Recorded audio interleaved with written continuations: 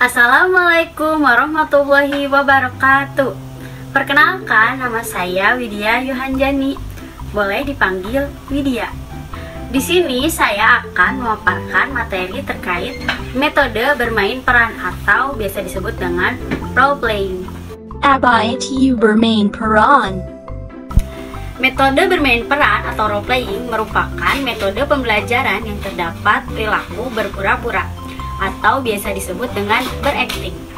Peran yang dimainkan tentunya peran yang telah ditentukan sebelumnya, di mana anak dapat menirukan situasi dengan tujuan mendramatisasikan dan mengekspresikan tingkah laku, ungkapan, dan gerak-gerik seseorang dalam hubungan sosial antar manusia. Ada 3 aspek dari metode bermain peran. Yang pertama ada mengambil peran atau role playing. Nah, metode ini seperti tekanan ekspektasi sosial terhadap pemeran. Contohnya seperti seseorang memerankan polisi harus bertindak dalam situasi sosial. Yang kedua ada membuat peran atau role making. Kemampuan pemeran dalam memegang peran untuk berubah secara dramatis dari satu peran ke peran yang lain dan memodifikasi peran apabila dibutuhkan. Yang ketiga ada tawar-menawar peran atau role negotiation.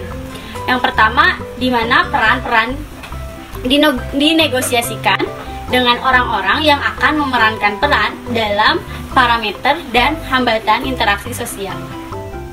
Ada beberapa langkah dalam metode bermain peran. Yang pertama yaitu menghangatkan suasana dan memotivasi orang lain. Tahap ini lebih banyak dimaksudkan untuk memotivasi peserta didik agar tertarik pada masalah. Karena itu, tahap ini sangat penting untuk bermain peran dalam mencapai keberhasilan. Yang kedua yaitu memilih peran. Guru akan mendeskripsikan watak atau karakter, apa yang mereka suka, bagaimana mereka merasakan, dan apa yang harus mereka kerjakan. Setelah itu, peserta didik diberi kesempatan untuk menjadi pemeran. Yang ketiga yaitu menyusun tahap-tahap peran. Pada tahap ini, pemeran akan menyusun garis besar adegan yang akan mereka mainkan. Yang keempat yaitu menyiapkan pengamat. Sebaiknya pengamat dipersiapkan secara matang dan terlibat dalam cerita yang akan dimainkan, agar semua peserta didik turut mengalami dan menghayati peran yang akan dimainkannya serta aktif mendiskusikan. Yang kelima adalah pemeran. Pada tahap ini peserta didik mulai beraksi secara spontan sesuai dengan perannya masing-masing. Yang keenam yaitu diskusi dan evaluasi. Setelah melakukan peran, para pemain diminta untuk mengutarakan perasaan setelah memainkan peran tersebut. Yang terakhir yaitu membagi pengalaman dan mengambil kesimpulan. Pada tahap ini, peserta didik saling mengemukakan pengalaman hidupnya saat berhadapan dengan orang tua, guru, teman, dan sebagainya. Semua pengalaman peserta didik dapat diungkap atau muncul secara spontan.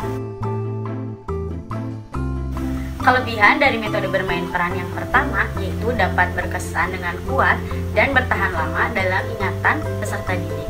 Nah, di samping menjadi pengalaman yang menarik dan menyenangkan, juga bermain peran memberi pengetahuan yang melekat dalam memori otak.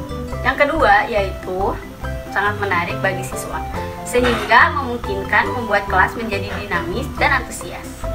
Yang ketiga, dapat membangkitkan gairah dan semangat optimisme, serta menumbuhkan rasa kebersamaan pada diri anak.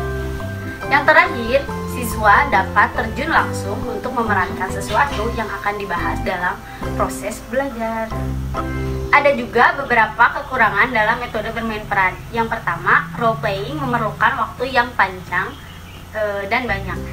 Yang kedua yaitu memerlukan kreativitas dan daya kreasi yang tinggi dari pihak guru maupun siswa, sedangkan tidak semua guru memilikinya. Yang ketiga, kebanyakan siswa yang ditunjuk sebagai pemeran merasa malu untuk memerankan suatu adegan tertentu. Yang keempat, apabila pelaksanaan role playing atau bermain peran mengalami kegagalan, bukan saja dapat memberi kesan kurang baik, tetapi sekaligus berarti tujuan pembelajarannya tidak tercapai. Dan yang kelima, sekaligus yang terakhir, tidak semua materi pelajaran dapat disajikan melalui metode ini. Sampai di sini ya pembelajaran hari ini. Wassalamualaikum warahmatullahi wabarakatuh. Bye bye.